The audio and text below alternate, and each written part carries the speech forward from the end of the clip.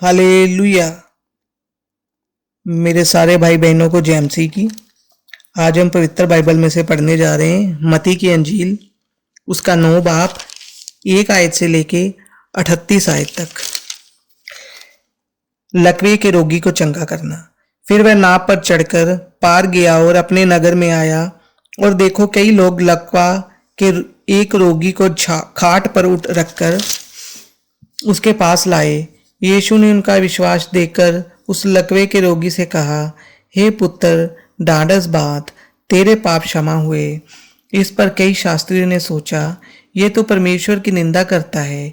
यीशु ने उनके मन की बातें जानकर कहा, तुम लोग अपने अपने मन में बुरा विचार क्यों कर रहे हो? सहज क्या है, ये कहना तेरे पाप क्षमा हुए, या ये कहना उठ और चल फिर?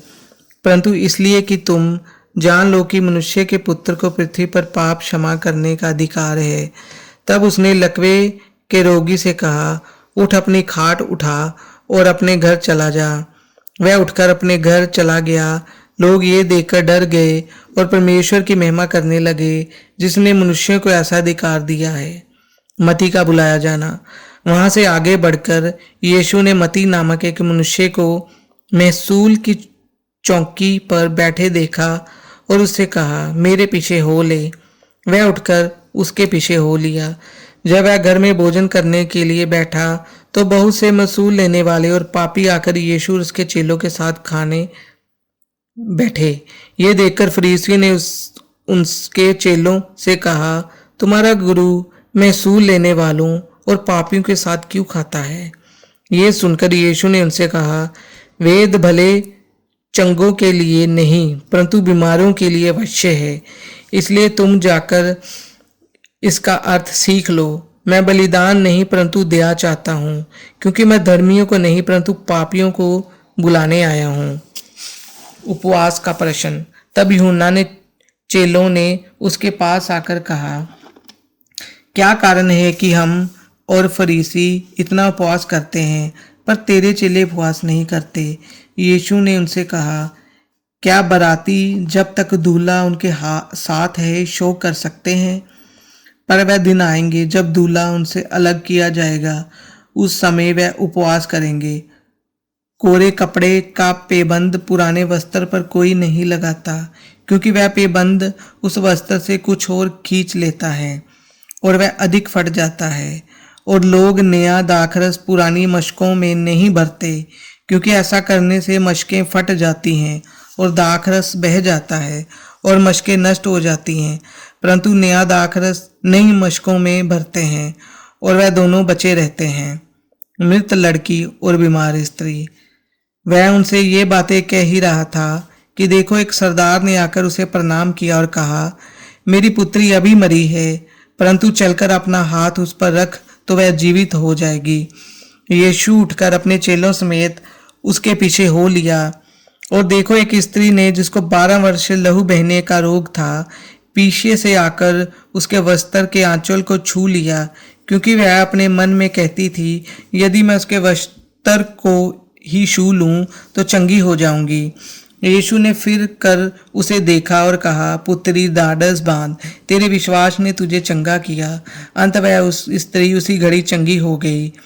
तब यीशु उस सरदार के घर में पहुंचा और बांसुरी बजाने वालों और भीड़ को हुल्लड़ मचाते देखा। तब कहा, हट जाओ, लड़की मरी नहीं पर सोती है। इस पर वह उसकी हंसी करने लगे। परंतु जब भीड़ निकाल दी गई तो उसने भीतर जाकर लड़की का हाथ पकड़ा और वह जी उठी। और इस बात की चर्चा उस सारे देश में फैल गई। 2 अंधों को दृष्टिदान। जब यीशु वहां से आगे बढ़ा तो 2 अंधे उसके पीछे ये पुकारते हुए चले, हे दाऊद की संतान, हम पर दया कर।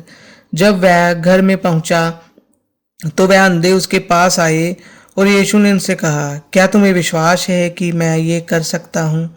उन्होंने उससे कहा, हाँ प्रभु। तब उसने उनकी आंखें छूकर कहा, तुम्हारे विश्वास के अनुसार तुम्हारे लिए हो। और उनकी आंखें खुल गई। यीशु ने उन्हें चिताकर कहा, सावधान, कोई इस बात को ना जाने। पर उन्होंने निकलकर सारे देश में उसका यश फैला दिया। एक गूंगे को चंगा करना। जब वह बाहर जा रहा था तो देखो लोग एक गूंगे को जिसमें दुष्ट आत्मा थी उसके पास लाए, और जब दुष्ट आत्मा निकाल दी गई तो गूंगा बोलने लगा। इस पर भीड़ ने चंबा करके कहा, इज़राइल में ऐसा कभी नहीं देखा गया। परंतु फरीसियों ने कहा, ये तो दुष्टात्माओं के सरदार की सहायता से दुष्टात्मा को निकालता है, मजदूर थोड़े हैं। यीशु सब नगरों और गांवों में फिरता रहा और उनके राजनालों में उपदेश करता और राज्य का सुसमाचार प्रचार करता और हर प्रकार की बीमारी और दुलता को दूर करता रहा। जब उसने भीड़ को देखा तो उसको लोगों पर तरस आया, क्योंकि वे उन भेड़ों के समान जिनका कोई रखवाला ना हो व्याकुल और भटके हुए से थे। तब उसने अपने चेलों से कहा, पक्के खेत तो बहुत हैं पर मजदूर थोड़े हैं, इसलिए खेत के स्वामी से विनती करो कि वे अपने खेत काटने के लिए मजदूर भेज दें। आमीन।